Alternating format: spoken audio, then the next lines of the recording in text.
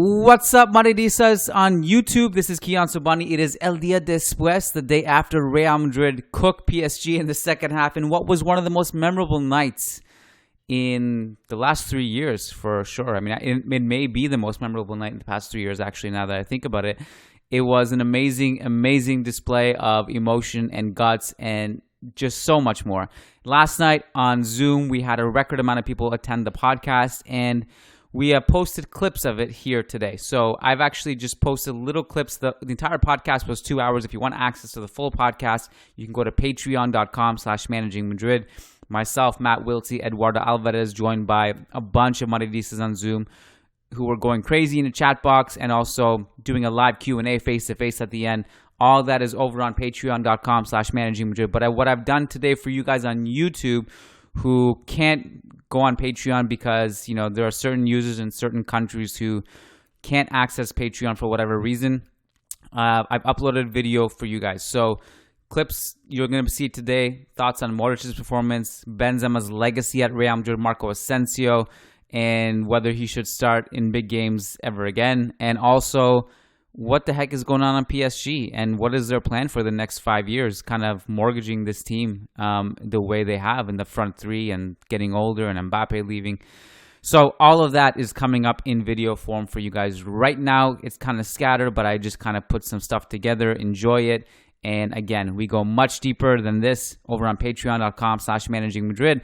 And as a reminder, we're coming to Washington, D.C. next weekend. We're also coming to Madrid for Classico weekend. We're doing Chicago in April. We're doing Mumbai in May. We're also going back to Toronto for an end-of-season podcast the last weekend of May. If you want to go to any of those cities and meet us, you can just comment on this video and I will send you the link to book your spot. And I look forward to meeting you guys, and I look forward to seeing you guys inside on patreon.com/managingmadrid. Enjoy today's video and let's go. I've never seen I've seen a lot of second legs be a lot different than the first leg, and that's where my optimism came from. But the way the first half unfolded, like you kind of see, we had initial spurt of energy. There was energy to begin. There was a high press. There was aggressiveness. There was actually a feel-good start to the game. But then you can kind of see that we don't capitalize on it, and Asensio killed a bunch of our attacks in that process. And then you see the space we're leaving behind, and the fact that Mbappe was just getting a breakaway in almost every single possession it seemed. By halftime, you're like, wow, that was discouraging. And you just really don't know how this is going to end up. And I don't know if I remember ever seeing in such a big game a flip like that midway through the second half, where it goes from feeling like you could possibly lose this game 5-0 to all of a sudden you're watching the highlights and scratching your head and saying, like, we could have won that like 6-2 somehow. It was just after the subs were made and we started scoring, it was just that PSG were paralyzed. And I couldn't, like, as much as like I'm going absolutely nuts and just having the time of my life, as we all are on this podcast, the chat team, everyone, I was just looking at PSG completely melt down, and I couldn't believe how satisfying it was. But at the same time, like, I couldn't believe it. Now these reports of El Khalifi coming down to the locker, losing his shit, hitting people, Leonardo doing the same thing. They're going in the locker room and yelling at the referee. It's like getting pretty ugly, apparently, according to what you read on Twitter and the reports. The images of Messi just sulking off the field like, well, okay, I guess I'm going to go home now again for the 8th straight year, and I did nothing, and I kind of just moped around the field for 90 minutes. Just the image of that was so satisfying. And like the Modric thing was like, Modric is 36. He's 2 years older than Messi. That tackle for me was like, it was breathtaking, because as he's, the camera that I was watching, I assume we were all kind of watching the same camera angle, but it was in front of the play, and you see Modric sprinting down the wing and just slide tackling Messi's soul away, and then behind him, the entire fan base just jumps up and starts going crazy, and it's like, wow, man, like Modric, to me, these are the games where you remember him the most. I mean, he's 36. The way he carried the ball, like on Twitter, I said that he carried the ball up the field for the second goal, and that's a complete injustice. If you watch that second goal, he not only carried the ball up the field, he played a perfect diagonal through ball to Vinicius. Yeah. He gets the ball back and plays a perfect splitting through ball in the box to Benzema that had to be absolutely perfect to even get to him. Incredible Modric performance, and I don't even know what to do, what to say, where to go from here. There's like a million things in my brain right now. I think this is going to be the most scattered podcast of all time. It doesn't really matter, Kiyan. It doesn't matter. It's just a celebration. It's a party, right? I mean, well, that Modric run, you know what it reminded me of? It reminded me of I drew parallels to Marcelo's run versus Bayern Munich, and just kind of like that importance, that solo, like it's something we'll play on replay over and over and over again. And oh my God, it's just incredible. And I think, kind of to your point, going scatterbrain, but like one thing that's sitting in my mind is how important was that Thibaut Courtois penalty save from the first leg? Looking back now, like I think you and Lucas were talking about, or on one of the pods, that like maybe that will be his moment if we get through versus PSG. Like you need moments as a legendary Real Madrid player. Maybe that's one of his moments as a lead up in this Champions League campaign. It depends on where we end up, but that was huge. And I think in the first half alone too, he had so many huge saves. Like Mbappe could have had a couple if it wasn't for Courtois just coming up big and a couple of really important moments in the first half. It was a game of extremes. Yeah, it could have gone 6-3, 6-2 easily, but I was shocked that those 30 minutes, I've never seen anything like that. They were not giving the ball away because we were high pressing, but we haven't high pressed all season. This is nothing we've trained. And the funny thing is, it reminded me a lot of Saturday's match against Real Sociedad. There was a moment where Real Sociedad, for like 10-15 minutes, they were completely out of the match. And when Benzema scored the second that was disallowed, 2 minutes or 1 minute after, we drew level, and there was a feeling of Real Sociedad are disconnected. It's like we've thrown them out of the field. They're not here, and it's exactly the way I felt with. And remember, is Mbappe, is Marquinhos, is Hakimi. I mean, these are top level players. Hakimi was having the best of Vinicius for most of the first half, but it's amazing Vinicius' mindset that he's going to try again and again and again and again, and at some point one of the plays will work out. And he reminded me of the Vinicius of 2 seasons ago that couldn't score at some point, because I thought about that too. 2 or 3 matches that 2 or 3 chances that come on, you have to put that away, you have to. But he was instrumental in all 3 goals. In every goal he was involved in a decisive manner. So amazing performance by him as well. And then we have Benzema, who just surpassed Di Stefano in the list of top scorers of Real Madrid. And I always think he's underrated because all of his successes have come with Ronaldo and Bale next to him.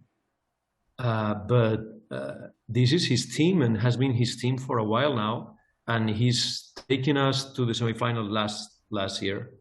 And this is a night he will remember, and we will all remember his performance for decades. This has been huge. Yeah, this actually reminded me of Ronaldo versus Wolfsburg. Like that, this was the kind of Benzema performance we got today. The couple other Benzema stats, in addition to the one you mentioned about surpassing Di Stefano, the oldest player ever to score a hat-trick in the Champions League tonight. And also the only player in history now to have scored, although I don't know if this is necessarily a new stat, but there was a stat circulating that like this, he's the only player to have scored in every iteration of the Champions League since 2015. And so you fast forward to 2022 and he's still scoring. I guess it is a new stat because this was his first Champions League goal of this calendar year. Varun says 2005. That's what I meant if that's not what I said. So Ed, on that topic, I wanted to ask you about this because this topic has come on the podcast here and there, and never when you're on the podcast. As a Real Madrid historian and someone who's been a socio for over 30 years now, or almost 30 years, or something like that.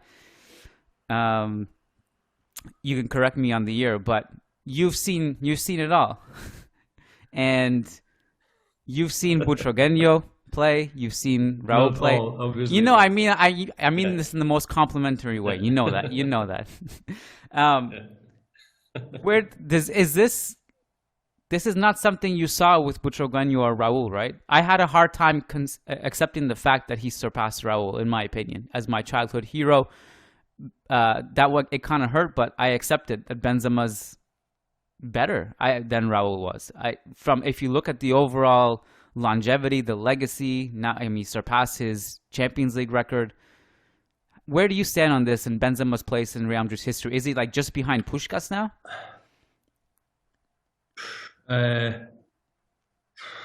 We have to say yes. Yeah. I do share the emotional connection with Raul because I saw him from the very first match at the Bernabeu, and obviously, but it's clear that Benzema has always been a lot more talented than Raul, and what Benzema missed in his first few years at the Bernabeu was Raul's mindset, and I think he does have now that he does have 100%. that now. 100%. Maybe 8-9 years ago, he wouldn't have pressed Donnarumma like he did on this goal, or he wouldn't be. He got at least 3 or 4 balls stolen, less than 10 yards away from PSG's goal today, and that's the kind of defensive awareness that Raul had since he joined Real Madrid. And Benzema has added that to an amazingly talented set of skills that Raul didn't have. Raul had the palanca and the cuchara and 2 or 3 tricks more, but he was not half the player that Benzema is in terms of awareness of where his teammates are, how to link up, being a forward, and then how to convert chances. He's a better player, and sometimes better players do not translate into more titles for your team. But in the case of Benzema, has won a lot more than Raul did. Champions League, and he has a fantastic record. And the funny thing is that the last 3 years of Benzema are better than any of the previous 10. I think he's getting better. Getting better. Yeah, he's getting better. Yeah, he's getting better. Quickly, like if they had just cleared the blue banner away and had chairs there for this moment, especially like when Benzema runs over to the corner flag to celebrate and there's no one there, so he has to kind of look up. It's like, man, if that could have been a mosh pit right there in front of it, would have been epic. That's the only thing that I wish we had. Sorry, Ed. I was thinking when the game started, I was thinking, I can't believe they didn't do anything with that part of the pitch. I mean, I would have done whatever temporary arrangement to fit at least 30-40% of capacity there. There had to be people there. It's the most pressing part of the pitch. It's close to the pitch. It's understandable. But I was gonna go back to a point by Matt about how Camavinga was pressing all over the place. Of course, we weren't playing with a proper pivot, but that's what you get when you have a 20-some-year-old playing in midfield. The problem is that we got used to Modric, Casemiro, and Kroos, who are masterful at keeping their positions and not giving away. They don't give away too much because of their experience. But the fact is that if you see them play in 2016-17, it's a completely different trio in terms of energy and ability to occupy space on the pitch. We don't have that anymore. And when we get Valverde and Camavinga, the whole team changes because they're all over the place. They cover such an amount of pitch that it's unbelievable. It does. I mean, I love Kroos and Modric, but in terms of how we become a lot more playable, if you will, when we play with them than when we play with the two youngsters. Obviously, we don't control the game as much, but they will learn. We need to give them. I think today and Real Sociedad's match exemplifies that we can give them a lot more playing time and save Kroos and Modric for specific matches because these guys are ready to play. Well, this is kind of the elephant in the room now. This is our first. I mean, this is our first knockout game without Casemiro ever since I can remember. I don't know what the stat is. Do you feel like maybe this was, and again, we have reiterated many times in this podcast, this could have gone differently. You know, and we almost, there was a turning point at some point in the second half, and we're lucky that we were still in the tie when that turning point happened. Do you feel like this is maybe is there a silver lining in this? Not that like wins need silver linings, but is there something hidden in this that Carlo will read into that says, I can win important games with Camavinga on the field and with Casemiro not on it? Or or does it also plant a seed in his mind that is Asensio actually up for games like this?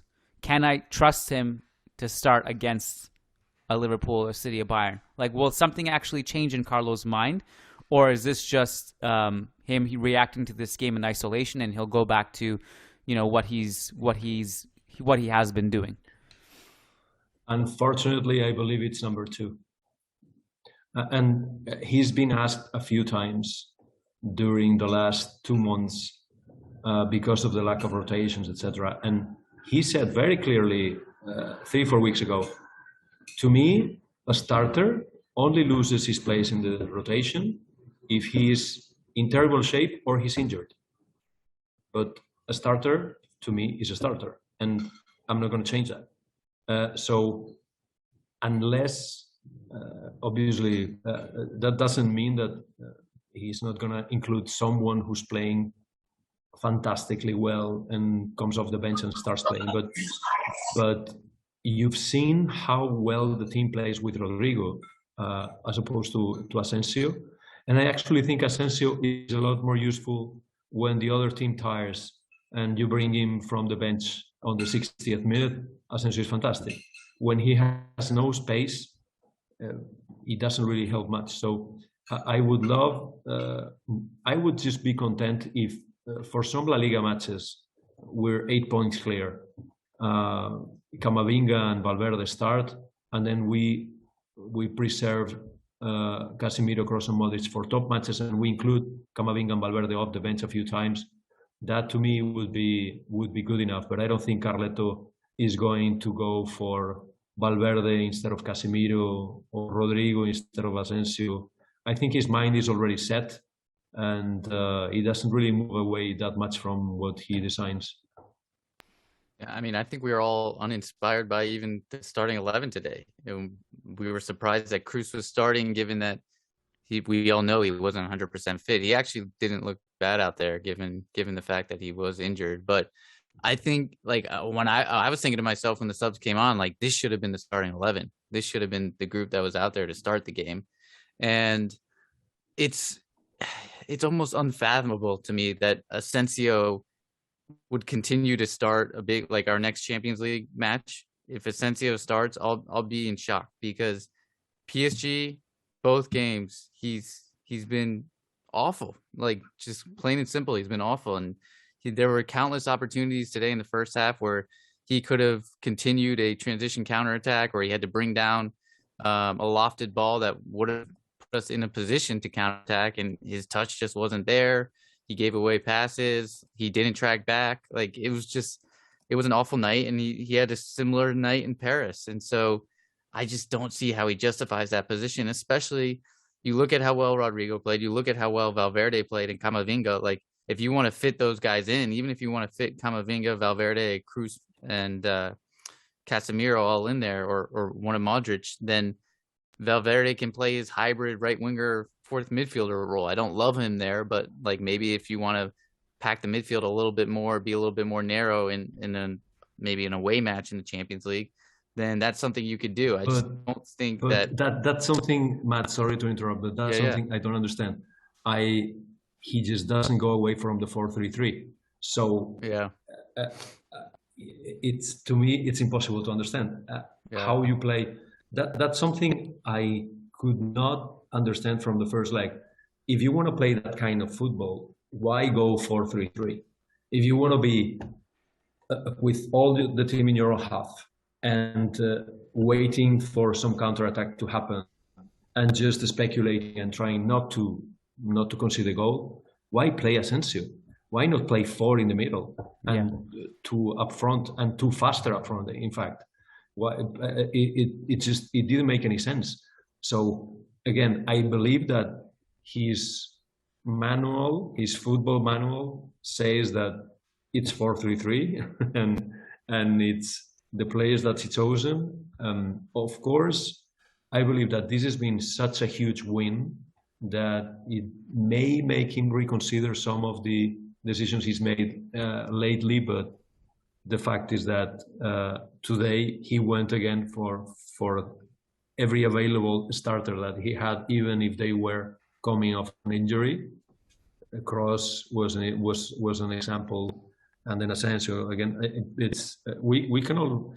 My only surprise was that I thought he was going to play Alaba on the left and Nacho in the middle, and he switched that, which was a huge risk because Nacho is not that fast. But I thought Nacho played well though. Nacho played well. Yeah, I liked him. Nacho played well, and I think he made that decision because he needed to play off the back with the 2 center backs, and Alaba does that a lot better than Nacho. That's the only reason I see why he would do that.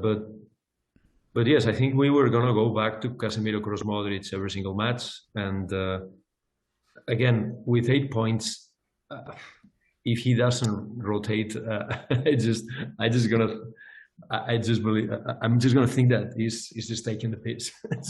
There's no other explanation. It's like I'm calling the shots here, and I'm gonna win this league with my 11 players. Well, the rotations thing aside, I mean, there's so much that has already been said about rotations and the fact that, he needs to rotate more and all this stuff. But like, just talking about this game in isolation, because to me, the most intriguing games are the games where literally the season is on the line, everything is on the table, you have to win or you go home, and you have to play your best 11. And it was kind of, to me, like, I just can't come to terms with Asensio being one of our 11 best players that should start in a game like this. Like, if his skill set is so unbelievably limited, like you said, why play him in a 4-3-3? He's not going to be someone who can dribble past players like Rodrigo can. He's not going to provide you with any defensive cover. It's one thing to play basically Militao versus Mbappe for 90 minutes, and Carvajal was already bad with his positioning. It's another thing to put Asensio there on top of that. It's like taking just pillars out of your house and expecting it to continue to stand. And so Asensio provides you nothing in that situation. The other thing I saw with him today is I saw fear. He was scared today. He got the ball in good positions, and the ball was just bouncing off his legs and his knees, and he was fumbling the ball. He didn't look up for it. His body language didn't look good to me at all. Like, the only thing I would say maybe was encouraging was that there was some intent, to get into good positions that maybe didn't exist in the first leg, but he was scared tonight. And in games like this, you need leaders with big balls. You need the Militaos, you need the Alabas, you need the Benzemas, you need Vinicius, who didn't score tonight, but like you said, he was relentless. He kept going. The motor did not stop with him, and he whatever you say about him, he was getting under their skin. By the time where PSG had gone into complete meltdown mode, Kimpembe throwing the ball at Vinicius was just an incredible sight to see how much he had bothered him all game, and then all of a sudden for him to react like that while his team is collapsing. So I don't think Asensio's that guy. We have a track record now. We know that Asensio, maybe he's just a nice player to have off the bench in certain situations. He can be a Solari, maybe. He can be that type of player, but I don't even know if he's that type of player. I think his skill set is so limited and unique. It's almost like having an NFL player who comes on for on a special teams lineup and does something very specific for like 10 seconds, and then you sub him off. Like, if you have all of a sudden you can pop up for a shot for 40 yards, you sub him in and he can do that. He can't do anything else. He's a decent passer. At his peak, he was someone who could kind of roam around and play like a false 9 or a 10 role. But, Real Madrid doesn't play like that anymore. Modern football, if you're going to play like that, you have to have a much better structure, a much better pressing structure and control structure to play that way. I just don't see him fitting into this team, and I would be disappointed but not surprised if he, if we play Bayern next round and Asensio is the starting lineup. I'd be disappointed but not surprised. Matt, that's an interesting place to actually, before we get to the tabs I was going to show everyone and share my screen. The PSG thing, they're actually in a situation now where if you look at their next 5-year trajectory, it's not that exciting. Assuming Mbappe comes here, Messi's 34, hasn't been the same in a while. Neymar's injuries have taken a toll on him. He doesn't look the same physically. There's also a certain passivity to the way they played tonight that I think would have really drove me nuts if I was a fan of their team, because they just tried to play. They almost kind of became too arrogant on the ball, I found. They really slowed the game down. They were kind of just passing in. And that's when they started to also give the ball away in those situations. Ed's right. Who hurt us outside of Mbappe? I mean, in the first leg, you had a lot of things that caused us problems, like the Achraf-Nuno combos on both wings, Di Maria pressing on the right. That caused us problems. We contained Messi, and containing Messi, means a totally different thing than containing a different player. He had 7 key passes, 10 shots or something in the first leg, and we barely even noticed him, we felt. But in this game, he didn't do anything. There was a free kick at the end that kind of made me nervous because that's easier for him to hit than a penalty is. Really, did anyone outside of Mbappe really truly hurt us on that end? And I wonder what their project actually looks like in the next 5 years. How do you even rectify something like this? Because your front three may not even be you basically are going to lose a lot of layers of paint off that front three in the next even year or so. Yeah, I mean, I think the next year or two is more interesting than the next 5 years, because I think they have pieces for the next 5 years, which would put them in a good position with guys like Ashraf, Nuno Mendes, some good young players coming through. So I think they would be all right in that regard. But you lose Mbappe, Messi's another year older, Neymar's another year older. They don't track back. So if you're trying to build a different type of system, then that's not really going to work. You have to build your system around knowing that 2 of the front 3, and probably knowing PSG, they'll just go and buy another superstar. So 3 of the front 3 won't track back. It's extremely, I mean, in the modern game, it's so difficult to get away with that. And I think I would say for first leg, they did a good job of and part of the reason was Di Maria played. And so I think that was a huge difference from this game. And I was completely shocked that he went with Neymar, Mbappe, and Messi. I thought he would have just gone with Di Maria. I would have done that because I think you need at least one of those guys. You can't go with all 3. And that's part of the reason why they were able to get away with it. Messi was even doing a little tracking back in the first half of this game, but Messi was playing as a DM in the first half. I actually noticed that. He was closing down shots at the top of the box, and they had him there as a midfielder. But by after our goal though, Messi, Neymar, and Mbappe completely stopped any defensive work whatsoever. And so we are obviously committing men forward. It would be times 9v9, 9v8, and so you put your team in the modern game, you put your team at such a disadvantage. And so many coaches talk about how you can't have that there's no luxury players in the modern game. And I think you might want to mute that. I muted him, sorry. Yeah. So there's no luxury players in the modern game. And even at our peak, Cristiano was the one luxury player, and you could get away with that. Benzema and Bale still did their defensive work. 100%. And so it's just, you can't get away with all 3 of them. And so that's why I was really surprised with Di Maria. And I don't know where this project goes. They're going to obviously have to replace Mbappe. I don't know who they're going to replace him with. Holland doesn't look like he wants to go to PSG. So where, what's next for them? Do they pull the money out after the Qatar World Cup? That's kind of been some rumors about that. I don't know if that's true or not, but it's weird. And I think this is why Mbappe's been so adamant about leaving PSG, is because there's a culture within that club, and there's a culture, and the the leadership style and the personality that comes through and kind of filters down all the way to all parts of the club from Al Khalifi and Leonardo. I don't think those guys are, and maybe this is me just judging their character from the outside, but from the idea I get from the outside looking in is that they're nowhere near the kind of professionalism that Florentino and Real Madrid club and like the values that we instill that come through to the club. I feel like PSG has none of that, and Mbappe recognizes that, and he's looking for that type of club to help foster and booster his career and take him to the next level, to help him win Ballon d'Ors, to help him win Champions League trophies. And I think he recognizes it. I think with Leonardo and Al Khalifi as the leadership team in PSG, they won't be successful. Well, that's also why, and going back to your earlier points about them not defending and stuff, I just roll my eyes every time someone sends us a comment. Like, we did that Kubo segment the other day, and I posted the clip on YouTube where we talked about Kubo's defensive performance against Real Betis when he was yanked at halftime. And I think the headline of the video was something like Kubo's defensive deficiency or something like that. And someone was like, he's not a defender, and in a snarky way. And it's just like, this is exactly why you have to bring more to the table than just attack.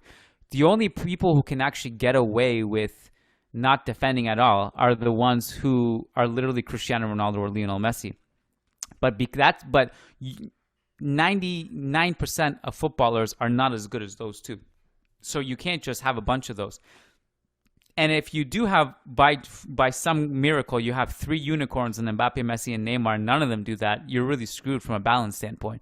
So that's why we actually talk about defense a lot. And that's why, like, Benzema just like doing so much in conjunction to doing what he does is incredible stuff.